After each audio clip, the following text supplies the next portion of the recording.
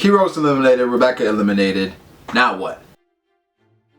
What's up guys, BDA here, and this is my review of One Piece 797, Rebecca. I don't hate Rebecca as much as other people do, because I think a lot of it is the fact that she's useless sometimes. Well, a lot of times, because she just cries and doesn't do much. So, but I don't hate her for that. It's just like, it just gets annoying. Like when she started crying this chapter, I was like, oh my god, Rebecca's crying again. Shit. Come on, stop crying. But then you gotta think about the fact that she is a teenager. She's been through a lot. She had to fight in the Coliseum. Her mother died. She didn't know her dad was with her the whole time. It is an emotional situation, but at some point you just gotta stop crying. You know, that's why I thought she would be part of the crew, because Oda would have a character to develop that he felt like needed it. Like she needs character development. Now, all this for Rebecca, and we had this whole side story, and what was the point of it? Nothing really came of it. She's not the princess, and now she's gonna live with Kiros for the rest of her life in that shack. Like, what was the point of that? I mean, I don't get it. But Luffy basically risked everything, well, his life, to go clear that up. I knew that was gonna get cleared up some way. I just didn't know how. I thought either way, Kiros was not gonna go away with Rebecca thinking that he doesn't want anything to do with her. I knew that was not going to happen. That's just not how Oda writes. That's cleared up. Luffy went to Rebecca to tell her, are you okay with how everything happened? And Rebecca's mind, she's like, oh Luffy, I didn't get to say goodbye properly. He's like, shit, listen, hey, I'm not here for that. I'm not here for that. I'm just here to ask you, are you okay with how everything is going on? Okay? That's all I'm here for. But the funny part was at the beginning when Zoro was like, Luffy, you gotta hurry up. Like, whatever you're doing, just make it quick. Alright guys, let's head east. And then Zoro, he head south, and Bartolomeo was like, you know what, it's cool, dude. I think it's cool how you get lost and shit. Bartolomeo, he's great. He's great, but I think he's too much of a fanboy to join the crew. It's funny how recently, every time we get to the end of an arc, it's always this who's gonna be the next Straw Hat talk. Like, we always get lulled into it, and Oda, he ends up trolling us with the way he writes and sets things up. Like this whole chapter, I'm thinking Rebecca is going to be a Straw Hat, and then boom, he drops it on us like, oh shit, she's not going to be a Straw Hat then. Okay, cool. But now Luffy drops Rebecca off, and then she has this whole interaction with Kiros about her life. Kiros, he wants to live with Rebecca. The whole time he's inner monologuing, and he's just saying how Scarlet, you know, I did all I could, you know, I'm doing this for her happiness. Now Rebecca shows up at his door, and everybody's talking about the snot that she had, and Kiros had snot as well, but Rebecca's snot was Admiral level. This whole chapter was just basically, it's about Rebecca and clearing up that whole Rebecca story and bringing it full circle. Now, it's 797. What's going to happen in 798 and 799?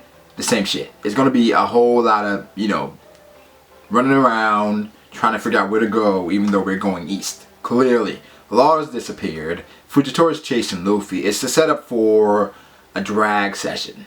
For them to just drag it out for a couple more chapters, then a huge reveal or a huge scenario in 800.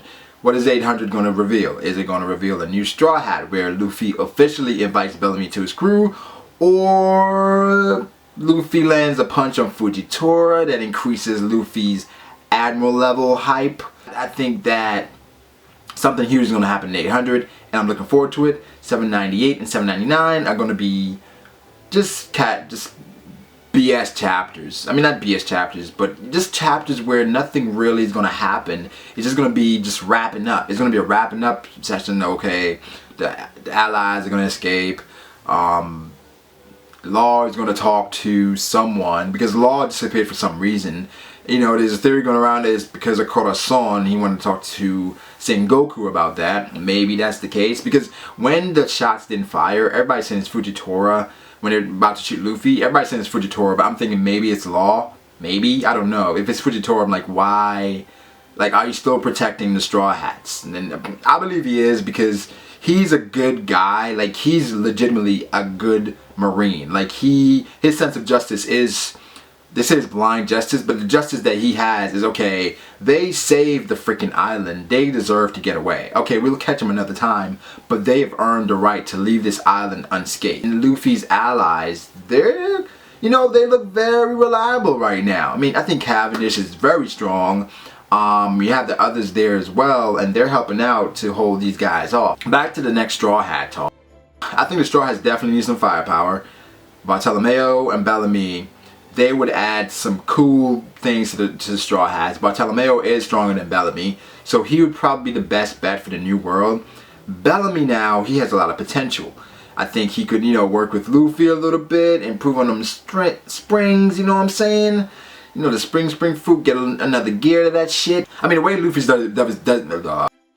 Luffy does his gears is different because he just pumps more blood throughout his body. But I'm sure you can do it with springs as well, right? You can just spring blood throughout your body. I think it's similar how springs work. So I think Luffy should be this nigga's mentor. I mean, it just makes too much sense. What if Cavendish joined the crew? Now, I don't see that happening because of Hakuba.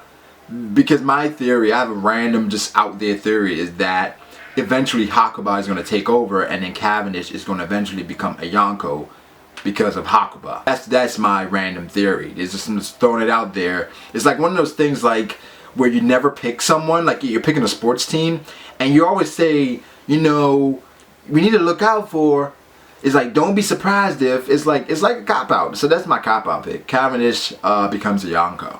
That's whatever. Okay. Overall, the chapter was good. I would say it's a C chapter. We got a lot of Rebecca, a lot of Snot. We got a lot of Rebecca, a lot of Snot, and a lot of Rebecca. We got some Luffy, and he's just looking like a true monkey in this chapter. Like, I guess, you know, the more I see Luffy, the more I'm realizing the thought process behind Oda's character, where it's like Monkey D. Luffy, let's give him rubber powers so he can jump around like a monkey, and now his gear 4 is basically a gorilla. So Oda is amazing in the way he develops characters and he chooses their names and how literal he makes them. Good chapter. I thought it was okay. Nothing really happened. I mean, a lot happened, but nothing really happened, if you know what I mean. So, like the video if you did, rate, comment, subscribe, share this video among your various social media platforms, and most importantly, don't forget to have a good day, guys.